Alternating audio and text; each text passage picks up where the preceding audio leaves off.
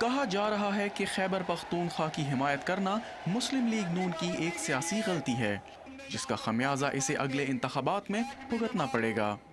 ماضی میں مسلم لیگ نون ہزارہ سے کامیابی حاصل کرتی آئی ہے۔ موجودہ اسمبلی میں بھی نون لیگ کے 3 اراکین کا تعلق ایبٹ آباد اور ہری پور سے ہے، لیکن مسلم لیگ نون کا ماننا ہے کہ اسے سیاسی فوائد سے زیادہ اصول عزیز ہیں۔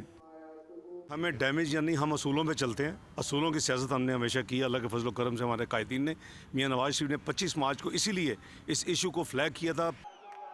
مسلم لیگ کاف نے موقع سے فائدہ اٹھانے کا فیصلہ کیا ہے۔ کاف لیگ کا خیال ہے کہ وہ اگلے انتخابات میں نون لیگ کا پتہ ہزارہ ڈویژن سے صاف کر دے گی۔ شاید مسلم لیگ نون کو بھی صورتحال کی نزاکت کا احساس ہے، مگر کیا کیا جائے، فیصلہ تو ہو چکا۔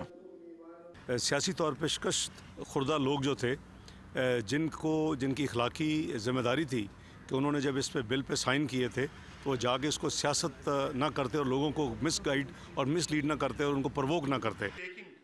ذرائع کے مطابق ہزارہ سے تعلق رکھنے والے نون لیگ کے اراکین اس فیصلے سے خوش نہیں۔ انہوں نے خیبر پختونخوا کے حق میں قومی اسمبلی میں ووٹ بھی نہیں ڈالا۔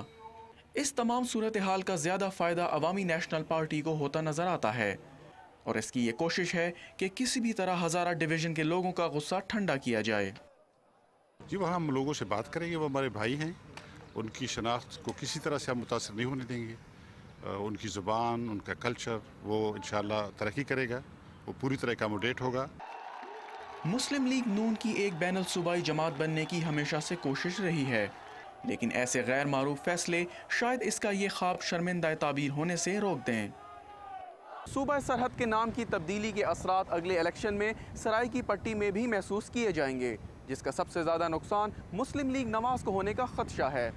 ایک لمبے عرصے سے جنوبی پنجاب کے لوگ ایک الگ صوبے کا مطالبہ کر رہے ہیں، جو کہ مسلم لیگ نون کو کسی صورت بھی قابل قبول نہیں۔ سیاسی مبصرین کے خیال میں مسلم لیگ ایک انتہائی خطرناک صورتحال سے دوچار ہوگی۔ شہزاد رضا، ڈان نیوز، اسلام آباد۔